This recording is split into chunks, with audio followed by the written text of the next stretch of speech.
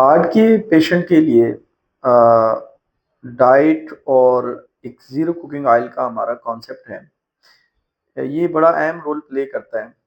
हमारे यहाँ ऐसे किया जाता है कि डे फर्स्ट से जैसे ही पेशेंट हमारे पास आता है एडमिशन के लिए, तो हम उसका जो मेन सोर्स होता है ट्राइग्लिसराइड का, ट्राइग्लिसराइड से मुराद जितने भी यूँ समझ लें आप अगर सादा उसमें लैंग्वेज में आपको बताएँ तो जितने भी ऑयल हैं, चाहे वो ऑलिव ऑयल है, चाहे वो देसी घी है। मैं इसलिए ये बात डिटेल से बता रहा हूँ कि बहुत सारे क्वेश्चंस होते हैं लोगों के ज़हन में कि ये ऑयल अच्छा है, ये अच्छा नहीं है, ये इसमें कोलेस्ट्रॉल है। देखिए जितने भी ऑयल हैं वो कोलेस्ट्रॉल नहीं है, वो तमाम के तमाम ट्राइग्लिसराइड्स हैं और ट्राइग्लिसराइड में ब्लॉकेज बनने में अहम रोल अदा करते हैं। तो ट्राइग्लिसराइड का जितना भी सोर्स है वो ऑयल से आता है। जितने तरह के भी ऑयल हैं, मैंने जैसे आपको 2-3 ऑयल का नाम दिया, ये सारे ट्राइग्लिसराइड्स हैं। तो जब आप बीमार हो चुके होते हैं फिर किसी भी तरह का कोई भी ऑयल आपको आपके लिए अच्छा नहीं है। बल्कि हर तरह की सब्ज़ी और दालों में, फ्रूट्स में इतना ऑयल अल्लाह ताला ने उसमें रखा हुआ है जितना बॉडी के लिए काफ़ी है, 2-3%। तो एक्स्ट्रा ऑयल लेने की बॉडी को ज़रूरत ही नहीं है। तो एक तो हम सबसे पहले करते हैं ट्राइग्लिसराइड कंप्लीटली बंद, जिसको कहते हैं कि zero cooking oil, without drop of oil हम खाने बनाना सिखाते हैं।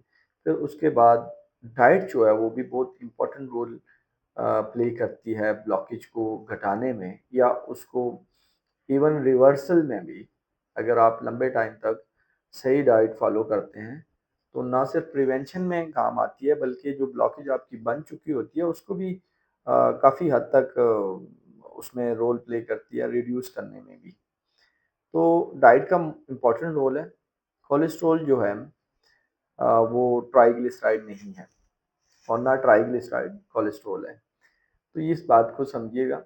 ये दोनों इम्पोर्टेंट चीज़ें हैं, ट्राइग्लिसराइड भी और कोलेस्ट्रॉल भी, जो ब्लॉकेज बनने में मेन रोल प्ले करते हैं। तो हम ऐसा ही करते हैं ज़्यादातर, जो डाइट के अंदर कोलेस्ट्रॉल की इंटेक को कम कर देते हैं और ट्राइग्लिसराइड को बंद कर देते हैं।